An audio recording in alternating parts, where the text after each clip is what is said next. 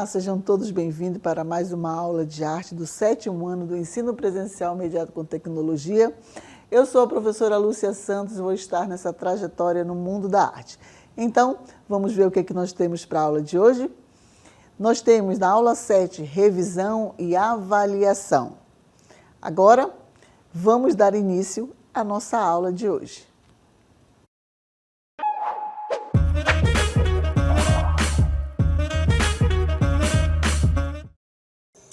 Então, vamos falar, na nossa revisão de hoje, todo o conteúdo que nós ministramos na unidade 1 do 7º ano. E nós inicialmente falamos sobre o quê? Sobre a pré-história. Lá nos primórdios, como a pré-história foi dividida em 3 grandes períodos, não é isso? Falamos do Paleolítico, do Neolítico, da Idade dos Metais e como esses homens viviam naquele período. Como eles sobreviviam. Lá no Paleolítico, nós vimos que eles eram o quê? Nômades, porque eles ainda não domesticavam os animais, não domesticavam a pecuária, então eles eram coletores. E eles faziam aquelas pinturas naturalistas, tal qual eles viam na natureza, o mais próximo possível. Já no Neolítico, o homem muda a sua forma de viver, depois de milhões de anos, porque ele já está domesticando, ele já vive um pouquinho, já está vivendo em comunidade, já domina até o fogo, certo? E as pinturas também deles começam a mudar, até os seus utensílios. Aí vem a Idade dos Metais, onde já vive em completa comunidade, já é um agricultor, um pecuarista e etc. E já desenvolve armas feitas de metais. Então, a pré-história ela vai estar trazendo todo esse legado. Nós falamos também sobre a arquitetura. Então, vamos revisar o nosso conteúdo e vendo o que nós temos também sobre a pré-história. Vamos lá? Então, a arte pré-histórica é aquela produzida durante os períodos cronológicos da pré-história, com destaque para os períodos Paleolítico e Neolítico. A arte pré-histórica inclui produções artísticas como pinturas rupestres e gravuras feitas em pedras, além de esculturas e estatuetas. O objetivo dessas produções é alvo de debate entre os historiadores, mas teorias apontam para 2 teses.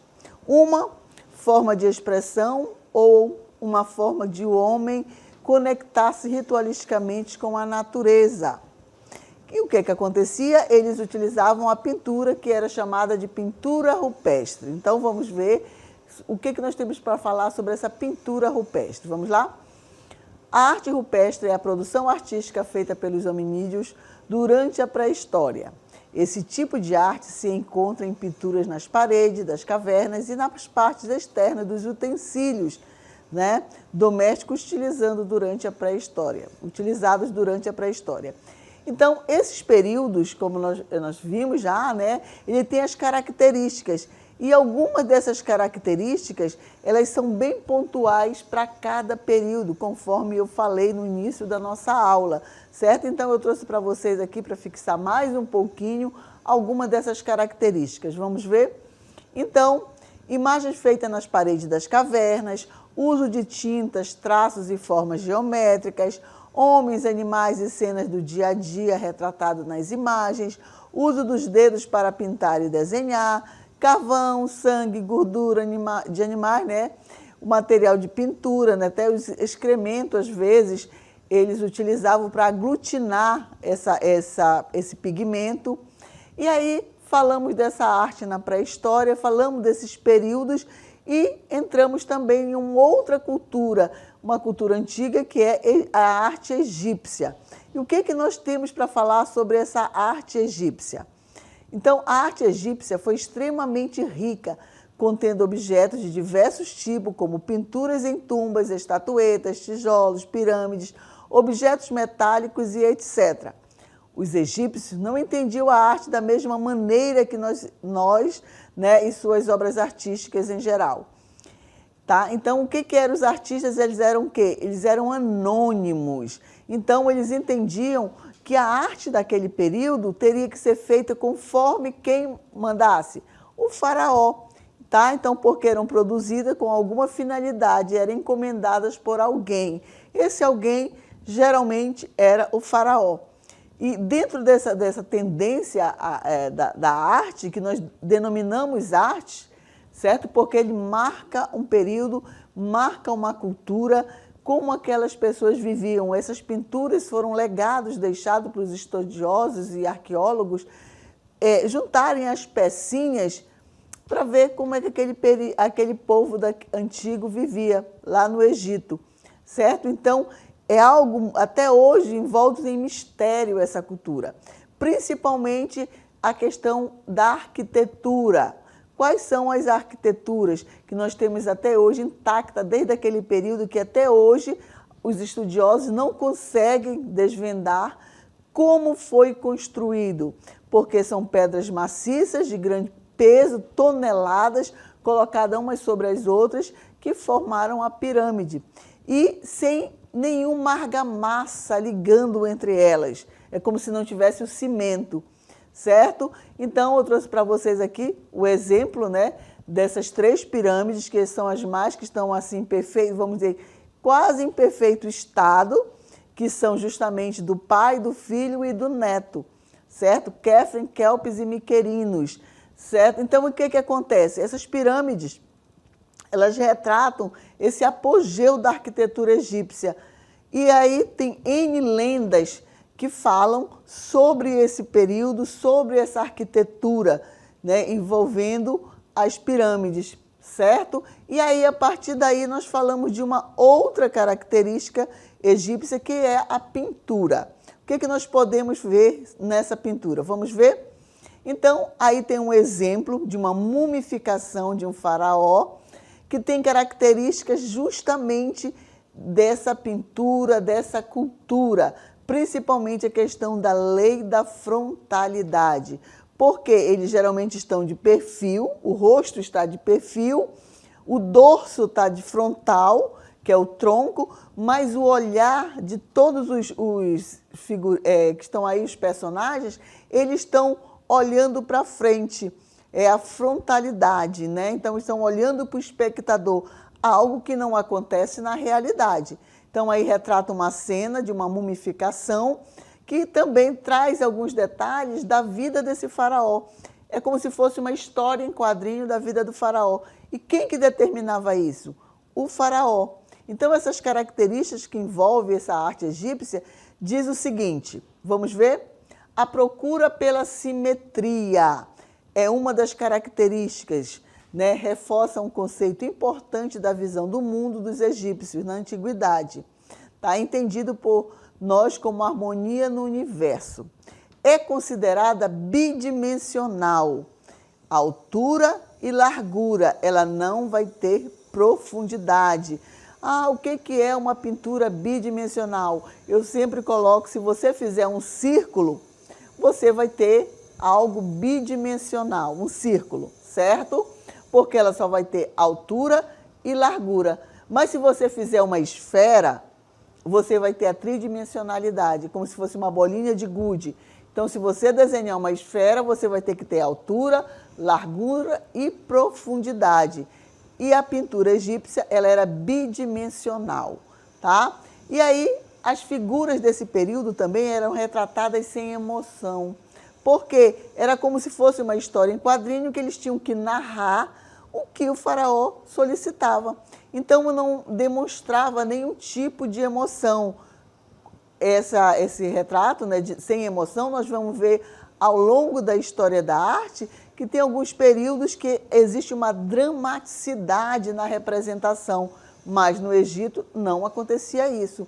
Então, figuras retratadas sem emoção, aqueles retratos na arte egípcia foram representados sem emoção, isto é, sem demonstrar alegria ou tristeza, porque o propósito da arte era apenas guiar o morto em sua jornada na vida pós-morte, principalmente porque eles acreditavam que, retratando dessa forma, o faraó, quando voltasse ao corpo físico, ele iria observar e saber que aquilo ali foi o seu dia a dia.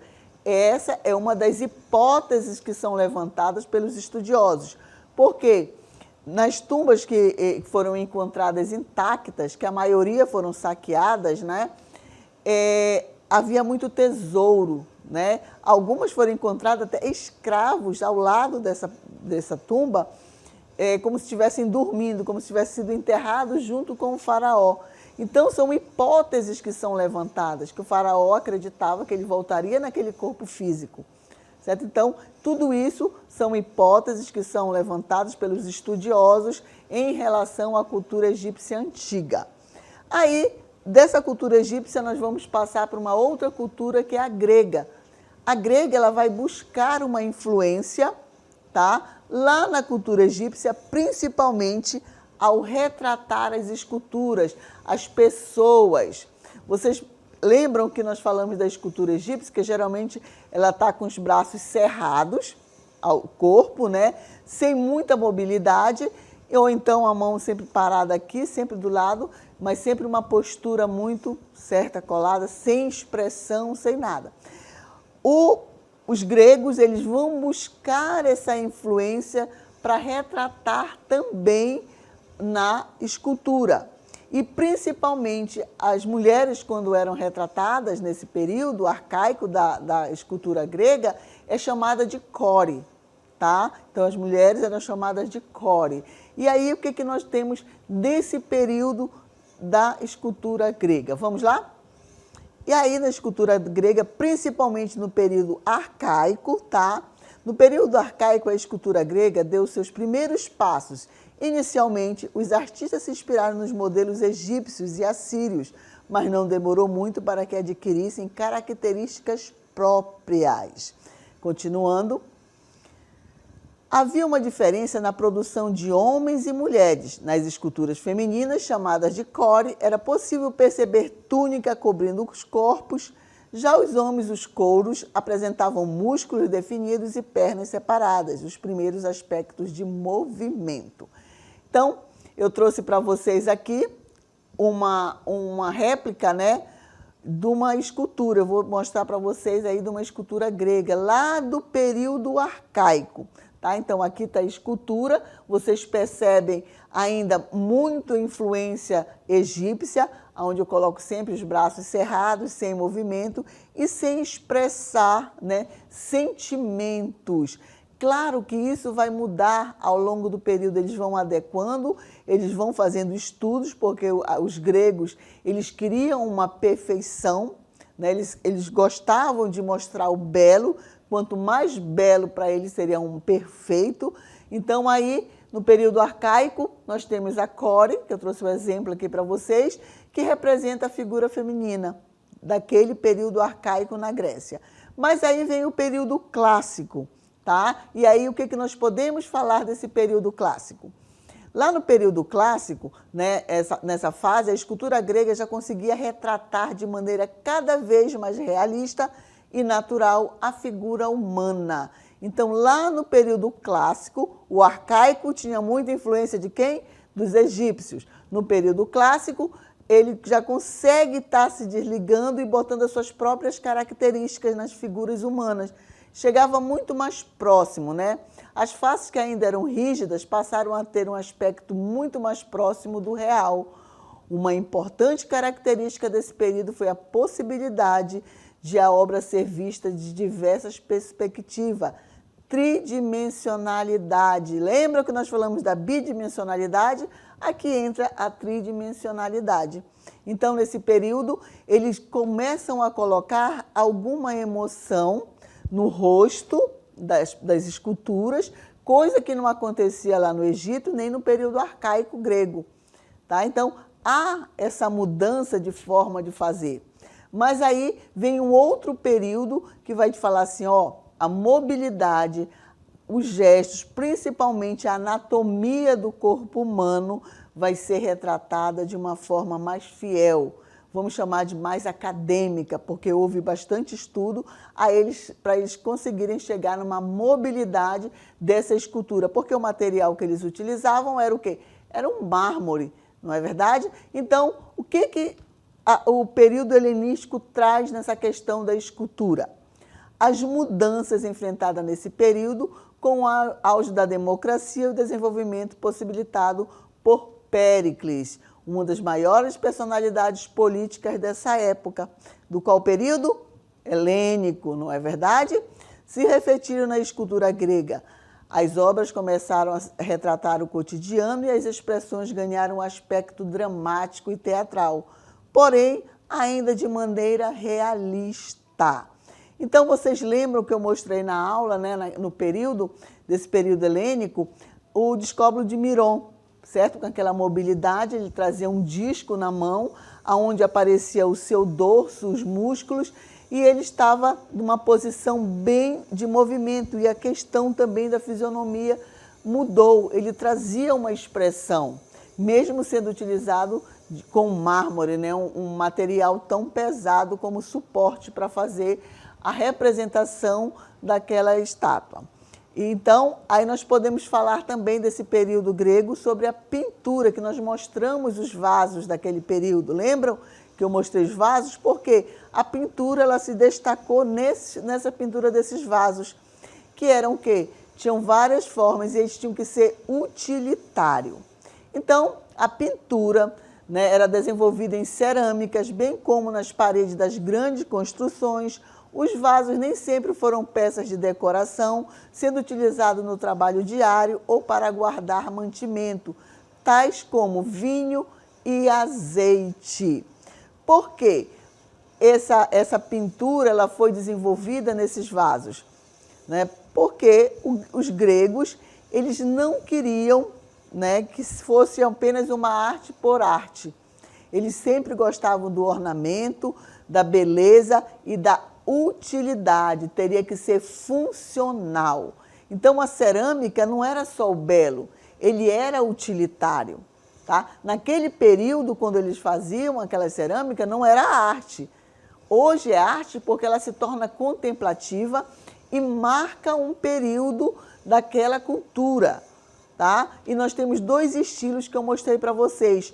Uma foi quando o fundo do vaso era negro e depois os personagens eram raspados e era vermelho, que era tipo terracota da cerâmica. E depois a inversão dessa pintura. Os personagens ficam negros e o fundo é raspado. E eles aproveitavam toda a circunferência, toda a mobilidade do vaso. Se era curvo, eles faziam um personagem curvo ali, aproveitando todo o espaço que era possível para tornar belo. As formas geométricas também estavam muito presentes nesse período. Então, o período grego, ele vai trazer mudanças, principalmente na escultura, na arquitetura, que nós não podemos deixar de falar, das três ordens que dominaram esse período da arquitetura grega, que foram a dórica, a jônica e a coríntia, né? A dórica era aquele capitel mais simples, certo? A jônica, ela já trazia uma alusão, uma homenagem aos cabelos das mulheres gregas, a forma com aquelas volutas, certo? E a coríntia, ele trazia a folha de acanto, voltava mais para a questão da natureza, mas trazia muito mais ornamento. Nós estamos falando do capitel que definia, porque as colunas geralmente tinham canelúrias, ou então substituía por quem? Por uma imagem de uma mulher. A coluna era trocada por uma imagem de uma mulher, que era chamada de quê? De cariátides. Não esqueçam. Então, quando a coluna era substituída por uma imagem de mulher, na cultura grega, era chamada de cariátides. E quais eram as três ordens? Dórica, jônica e coríntia. Aí, falando da cultura da pré-história, dos egípcios e do grego, nós falamos também sobre Roma, certo? Mas Roma ele vai ser também a questão do arco pleno, dos teatros, do aquedutos, né, dos arcos do triunfo, que falavam sobre as grandes batalhas dos imperadores, ok? E aí, passando por essas culturas, nós falamos sobre as danças tradicionais e as danças clássicas. E aí, dentro desse conceito, nós vamos falar sobre o quê? As danças tradicionais, que eu trago para vocês aqui, são formas de expressão cultural que são transmitidas de geração em geração dentro de uma comunidade específica. Gente, aqui está o conceito básico, o que é uma dança tradicional. Vou repetir. Danças tradicionais são formas de expressão cultural que são transmitidas de geração em geração dentro de uma comunidade específica, muitas vezes por meio de práticas orais, observação e participação de quê? Participação direta. Essas danças refletem as tradições, valores, identidade e história de um povo ou região específica. Elas geralmente são realizadas em contextos sociais, cerimônias religiosas, festivais, celebrações comunitárias e eventos rituais. Certo? Então, esse aí é o conceito de quê? Das danças tradicionais. Elas são passadas como, professora? Através da oralidade, né? Através dos exemplos e da própria participação. Então, as danças tradicionais, elas vão estar presentes no teu cotidiano. Não vai ter um autor, mas eu observo a minha comunidade, eu observo o meu meio ambiente, né? Quais são essas cerimônias, quais são esses festejos que acontecem, e a partir daí eu posso também praticar. Eu não preciso ir para uma academia, né, de dança para eu aprender a fazer essas manifestações. Eu posso me profissionalizar numas danças tradicionais? Claro que eu posso, né? Porque existem agora também escolas que ensinam essas danças tradicionais, mas elas vão ter o pé ali naquela cultura, naqueles valores daquela comunidade, daquela cultura. Então, mas aí essas danças tradicionais também, elas também vão influenciar o quê? As danças clássicas, certo? Porque as danças clássicas, elas são chamadas também de danças acadêmicas. As danças clássicas, principalmente, que já vem com o nome balé clássico, né? Então, a dança clássica, também conhecida como dança de concerto ou dança acadêmica, refere-se a um estilo de dança que se originou nas cortes reais europeias durante o Renascimento e se desenvolveu posteriormente na França, Rússia e outros países. Ela é caracterizada como? Caracterizada por uma técnica altamente formalizada, movimentos precisos e estilizados, postura ereta e ênfase na graça e na expressão artística. A dança clássica tem uma longa tradição e é considerada uma das formas mais refinadas de arte performática. Então, na nossa aula de revisão, nós demos um passeio nos conteúdos que foram ministrados, né, na unidade 1, que falava sobre a pré-história, que falava sobre a cultura grega antiga, sobre os egípcios, né? Vamos passar de volta aqui. Pré-história, Egito, cultura grega, romana, as danças clássicas e as danças tradicionais. Não esquecendo que as danças clássicas, geralmente elas são chamadas de quê? Danças de concertos ou acadêmicas, porque elas têm os passos, como o balé clássico, ele é aquele passo, lembrei agora de um passo do balé clássico, o plié. Geralmente ele é francês, o nome do passo é francês, e ele vai ser plié em todas as comunidades, em todas as culturas, porque ele tem a sua forma de ser apresentado. E precisa de muito ensaio, geralmente são bailarinos profissionais que vão para as academias de dança, né, se profissionalizar com horas e horas e horas por dia de ensaio, porque para você ser um profissional, para você ser bem, fazer bem, você precisa de quê? De exercitar. Não só a dança, mas também na matemática, na ciência, na história, na arte, você tem que exercitar, você tem que ler, você tem que tirar tempo para estudar. Também nas danças tradicionais precisa se dedicar, certo? Então, dentro desse contexto, nós falamos na nossa revisão, né, de alguns conteúdos que foram dados na unidade 1,